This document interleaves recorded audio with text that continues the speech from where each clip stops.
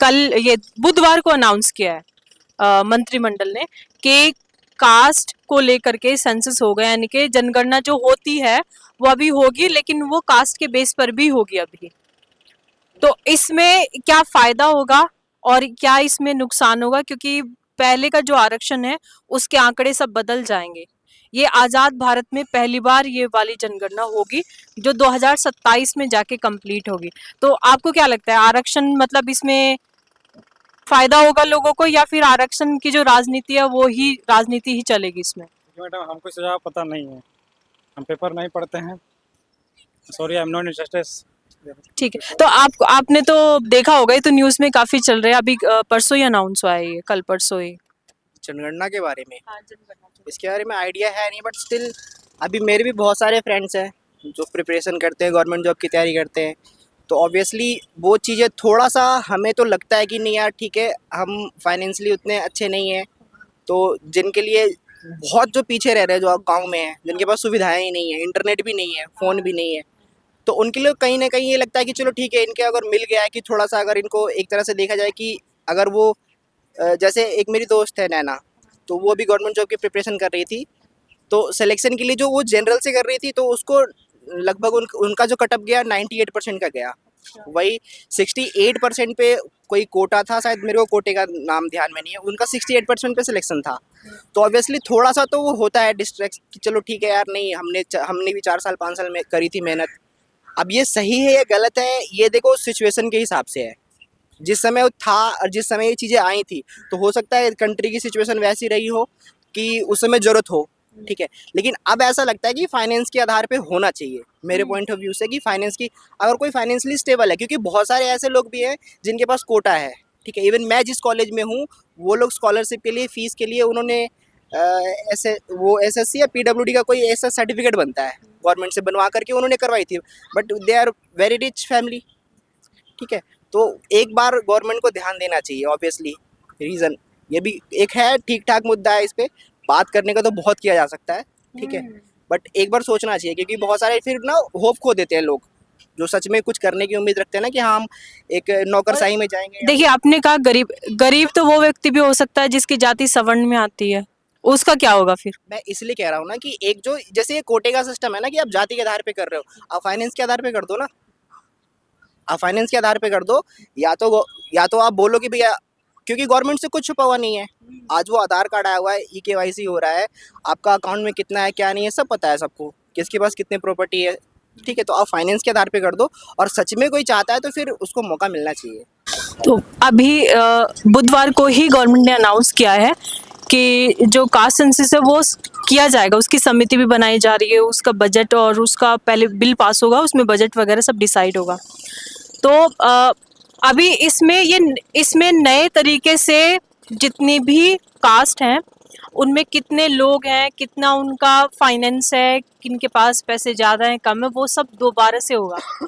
और ये caste census इसलिए ज़्यादा इम्पोर्टेंट है क्योंकि आज़ाद भारत में ये पहली बार हो रहा है, ये हुआ नहीं है। लास्ट जो हुआ था वो 1931 में हुआ था, ब्रिटिश गवर्नमेंट ने करवाया था।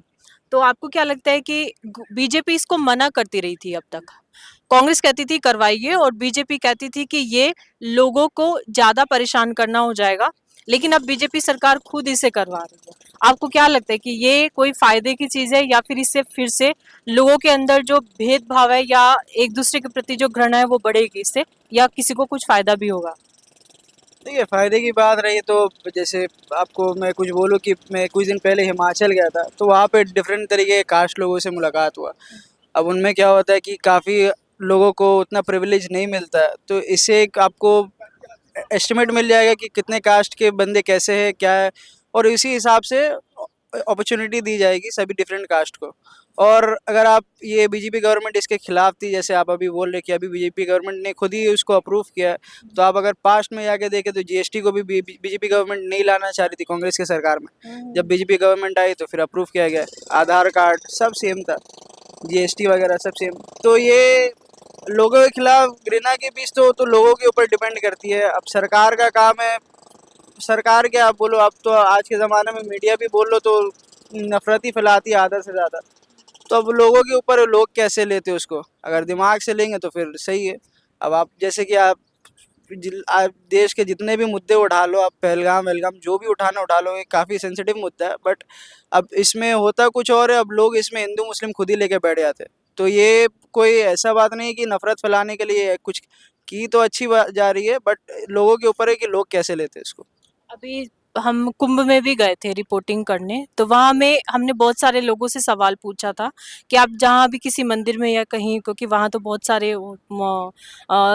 डेरे, बहुत सारे जितने साधु संत थे, हवन चल रहे थे, बहुत भंडारे चल रहे थे।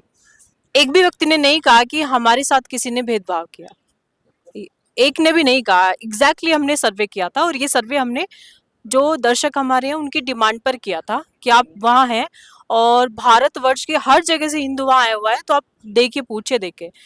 तो मेरा ये सवाल था एग्जैक्टली कि ये जो घृणा की बात की जाती है, ये कहीं पॉलिटिकल पार्टीज की अपने जबरदस्ती के मुद्दे तो नहीं है जो इसके माध्यम से भी फैलाए जा रहे हैं? बिल्कुल जाहिर सी बात है। अब आप जैसे बोले कि भेदभाव नहीं, वहाँ पे जाहिर सी बात है, वहाँ पे जात पे तो भेदभाव नहीं हुआ, बट वहाँ पे भेदभाव हुआ है पैसे पे लेके। हाँ, अब वो वीआईपी और नॉन। VIP लाए, बिल्कुल। अब आप देखें वहाँ पे स्टैम्पीड हुआ, वहाँ पे कितने लोगों की मौत हुई है, तो वो जात पे तो नहीं हुआ कि ये जात वहाँ पे जाए वो जात वहाँ पे है। वहाँ पे पैसे पे हुए कि वो VIP वाले को आराम से ही किया गया, और जो गरीब है उनको एकदम एक साइड धकेल दिया गया। तो कास्ट सेंसस से मेरे को नहीं लगता यहाँ पे कोई दिक्कत होने वाली, जबकि हिमाचल में मैंने जब आपको बोला कि वहाँ के इंसान लोग बहुत बैकवर्ड है। अब उन लोग के पास, वो लोग रिमोट एरिया में रहते, वो लोग आ नहीं पाते नॉर्मल एरिया पे, वहाँ पे इंफ्रास्ट्रक्चर नहीं है काम करने को, तो उनको सेम काइंड ऑफ लिविंग कहाँ से मिलेगा जैसा आप लोग को, हम लोग को यहाँ पे मिलता है। तो उन लोग को अपॉर्चुनिटी थोड़ी तो ज़्यादा मिलनी चाहिए, ताकि वो लोग एटलीस्ट सेम लिविंग पे आ सके हम लोग की तरह। वरना वही हो जाएगा कि इंडिया का एक हिस्सा काफ़ी आगे और इंडिया का आधा से ज़्यादा हिस्सा काफ़ी पीछे रह जाएगा। अब आप असली असली मुद्दा तो वो सरकार कभी दिखाती नहीं है। अब यहाँ पे महंगाई का आप लेके बात, अगर 2011 से अभी तक का महंगाई देख लो, श्रीलंका, भूटान वगैरह देश में 60 रुपये पेट्रोल चलती है। हमारे देश में उनसे भी महंगा है। और बड़ी बात यह है कि वो लोग हमारे देश से खरीदते हैं। भूटान में इंडिया से तेल खरीदा जाता है, और भूटान में 60 रुपये लीटर बिक रहा है, इंडिया में 106 रुपये। हम कोलकाता में 106 रुपये लीटर है, यहाँ तो आई गेस 96 97 ऐसा कुछ है। तो ये सब असली मुद्दे पे दिखाती ही नहीं है ना, बस जनता को लड़ाना है, हिंदू मुस्लिम हिंदू मुस्लिम। अब कई समझदार लोग हैं जैसे कि आप, लेकिन हिंदू मुस्लिम वाला भी तो सॉल्व नहीं होता, कोई मुद्दा सॉल्व ही नहीं होता। सॉल्व होने की बात नहीं है ये, इसमें लड़ाई होने की बात नहीं है। हम लोग हमेशा से भाई भाई बन के रहे, भाई बन के रहना चाहिए। बट अब कुछ कुछ समाज में ऐसे भी लोग हैं जिनको नफरत फैलाने की आदत है, उनको अच्छी लगती है। देखिए कोई धर्म नहीं सिखाते एक दूसरे को बेइज्जत करना या ये करना। इस्लाम की आप कुरान उठा के देख लो, हिंदू की मैंने वेदा भी पढ़ी है, मैंने कुरान भी पढ़ी है, मेरे को कोई भी धर्म में तो कुछ ऐसा मिला नहीं कि जो एक दूसरे के प्रति नफरत फैलाता हो।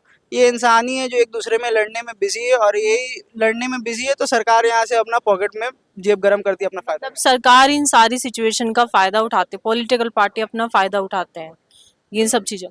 बिल्कुल। अब इनमें से इंसिडेंट में जितना भी अभी तक हुआ, मेरे को एक भी कोई ऐसा पॉजिटिव स्टेप नहीं मिला सरकार का। आप 2014 से लेके अभी 2025 तक उड़ा लो, आप मेरे को ऐसा कोई भी 5 काम गिना दो सरकार का जो जिससे मैं कह सकूं कि जो हाँ आम जनता को राहत मिली हो। बिल्कुल, जो आम जनता के फायदे के लिए हुई है। GST उड़ा लो, आपने टैक्स बढ़ाया, किसके लिए? आप ही के पॉकेट में जा रहा है ना। तो आम जनता के उल्टा और महंगा पड़ गया। आपने बोलते कि GST, अच्छा तो पेट्रोल पे ही GST लगा दो। पेट्रोल पे GST क्यों नहीं लगाते?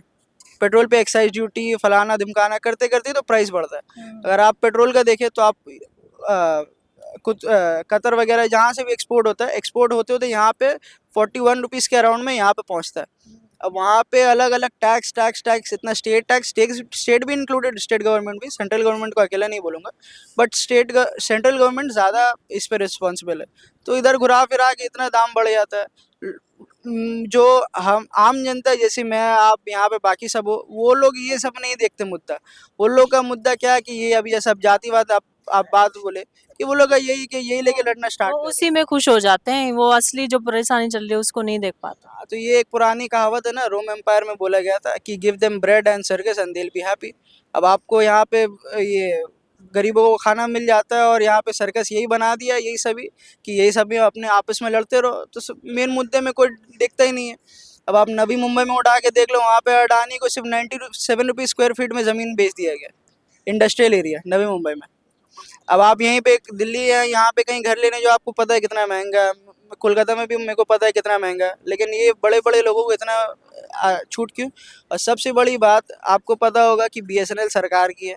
2014 में जियो आई, जियो ने आज तक का, अभी ये रिपोर्ट निकली है कि बीएसएनएल ने जियो को 10 साल से यही नहीं किया है, बिल नहीं किया, क्योंकि जियो को खुद का कोई टावर नहीं है, बीएसएनएल का ही टावर यूज़ करती है। इसीलिए बीएसएनएल में 4G नहीं आया था इतना दिन से, बीएसएनएल इसीलिए पीछे था क्योंकि जियो उसका रिसोर्सेज यूज़ करते थे।